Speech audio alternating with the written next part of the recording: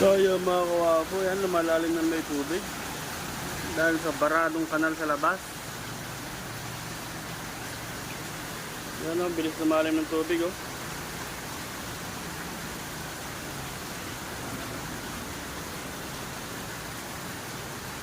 Yung kanal namin sa labas mga kawapo, barado dahil sa ginagawang bahay sa kabila. Yan, ganyan ang nangyayari sa bakuran namin.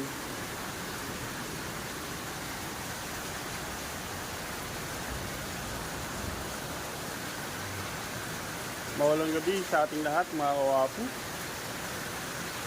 Grabe.